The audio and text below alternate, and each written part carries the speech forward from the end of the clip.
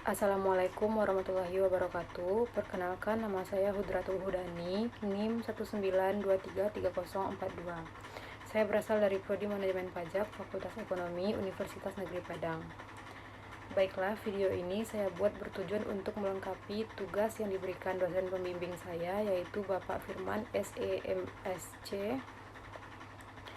Baiklah, sebelum izinkan saya menjelaskan isi dari tugas akhir saya yang berjudul Analisis Penerimaan Pajak Hiburan di Kota Padang sebelum dan pada saat pandemi Covid. Pajak daerah adalah pungutan wajib kepada orang pribadi atau badan yang sifatnya memaksa dengan tidak mendapatkan imbalan secara langsung berdasarkan undang-undang. Pembagian pajak daerah dilakukan sesuai dengan kewenangan pengenaan dan pemungutan masing-masing pajak daerah pada wilayah administrasi provinsi atau pada wilayah kabupaten atau kota yang bersangkutan. Salah satu sumber pendapatan daerah melalui pajak daerah adalah pajak hiburan. Pajak hiburan adalah jasa penyelenggaraan hiburan dengan dipungut bayaran. Hiburan adalah semua jenis pertunjukan, permainan, dan keramaian dengan nama dan bentuk apapun yang ditonton atau dinikmati oleh setiap orang dengan dipungut bayaran. Kota Padang merupakan salah satu kota yang terdapat di Provinsi Sumatera Barat yang pastinya membutuhkan dana yang tergolong besar untuk penyelenggaraan pembangunan daerah dari berbagai macam sektor. Dana pembangunan daerah tersebut diupayakan agar bersumber dari penerimaan pendapatan pemerintah daerah Kota Padang sendiri. Ramalan atau forecasting merupakan dugaan atau perkiraan mengenai terjadinya sesuatu kejadian atau peristiwa di waktu yang akan datang. Ramalan sangat berguna dalam berbagai bidang kehidupan, terutama dalam rangka perencanaan dan mengantisipasi berbagai keadaan yang terjadi pada masa yang akan datang. Kegunaan peramalan terlihat pada saat pengambilan keputusan yang didasarkan atas pertimbangan-pertimbangan yang akan terjadi pada waktu yang akan dilaksanakan.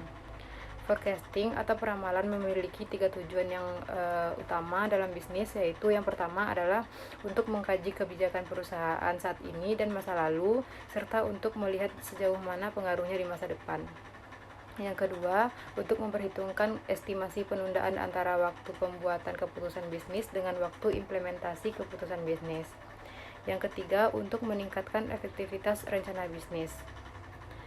Metode peramalan time series merupakan deretan waktu untuk rangkaian observasi yang diambil dari waktu ke waktu dan dicatat menurut urutan waktu kejadian dengan interval waktu yang tetap atau konstan secara runtun. Metode time series atau metode deret waktu terbagi menjadi yang pertama pendekatan naif atau naive approach, yang kedua rata-rata bergerak atau moving average, yang ketiga penghalusan eksponensial atau exponential smoothing, yang keempat metode trend linear dengan least square. Pendekatan naif yaitu adalah cara yang paling sederhana untuk meramal, karena pendekatan naif adalah berasumsi bahwa permintaan di periode mendatang akan sama dengan permintaan pada periode terakhir. Selanjutnya rata-rata bergerak atau moving average. Rata-rata bergerak adalah peramalan rata-rata bergerak menggunakan sejumlah data akrual masa lalu untuk menghasilkan peramalan. Rata-rata bergerak berguna jika kita dapat mengasumsikan bahwa permintaan pasar akan stabil sepanjang masa yang kita ramalkan. Selanjutnya yaitu metode penghalusan eksponensial atau exponential smoothing. Metode ini adalah pergerakan rata-rata tertimbang di mana poin datanya diberi bobot dengan fungsi eksponensial. Metode ini menggunakan data masa lalu yang sangat sedikit. Singkatnya, peramalan di masa mendatang sama dengan data sebelumnya ditambah beberapa bagian peramalan yang error di masa lalu. Pendekatan ini cukup baik digunakan untuk forecasting jangka pendek. Rumus penghalusan eksponensial dasar dapat ditunjukkan yaitu sebagai Ft ditambah 1 sama dengan Ft ditambah A dalam kurung YT dikurang Ft, di mana Ft ditambah 1 merupakan peramalan baru atau peramalan untuk periode dalam waktu T ditambah 1. Ft adalah ramalan sebelumnya, A adalah konstanta perataan, YT adalah permintaan aktual periode sebelumnya, dan selanjutnya yaitu metode trend linear dengan least square. Tren adalah suatu gerakan kecenderungan naik atau turun dalam jangka panjang yang diperoleh dari rata-rata perubahan dari waktu ke waktu dan nilainya cukup rata atau mulus. Tren data berkala bisa berbentuk tren yang menurun disebut tren negatif dan tren yang meningkat disebut tren positif. Tren menunjukkan perubahan waktu yang relatif panjang dan stabil. Rumus yang digunakan pada metode tren ini adalah Y sama dengan A ditambah BX, di mana X adalah periode tahun, Y adalah jumlah penjualan pada periode X.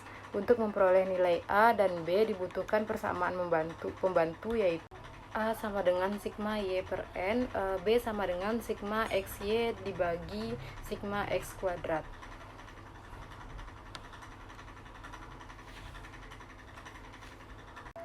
Parameter keakuratan data dalam mencari error yang akan digunakan adalah mean absolute deviation atau MAD, yang rumusnya adalah sigma data aktual dikurang peramalan dibagi N.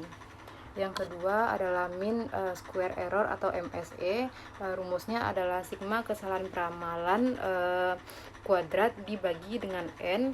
Yang ketiga adalah mean absolute percentage error atau MAPE. MAPE adalah sigma kesalahan persen absolut dibagi N.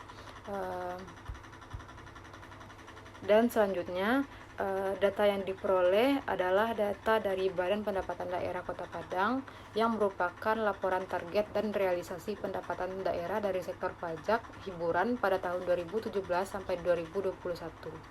Pada tahun 2017 targetnya yaitu sebesar 9 miliar dan realisasinya sebesar 8 miliar.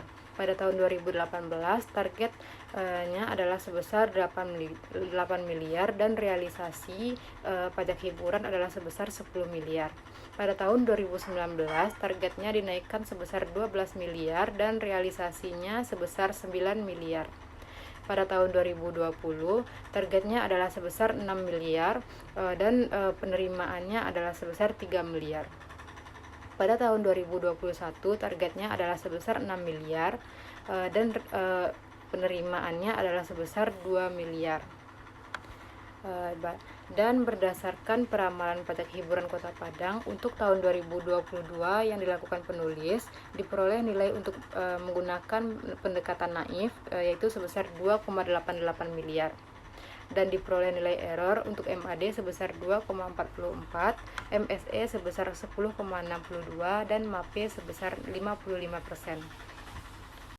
Selanjutnya, berdasarkan peramalan menggunakan rata-rata bergerak, diperoleh hasil sebesar 5,52 miliar dengan nilai error untuk MAD sebesar 5,48, MSE sebesar 30,17 dan MAPE sebesar 166%. Selanjutnya, berdasarkan peramalan menggunakan metode penghalusan eksponensial smoothing dengan alfa 0,2 didapatkan hasil sebesar 6,97 miliar dan diperoleh hasil error untuk MAD sebesar 2,70, MSE sebesar 11,79 dan MAPE sebesar 69%.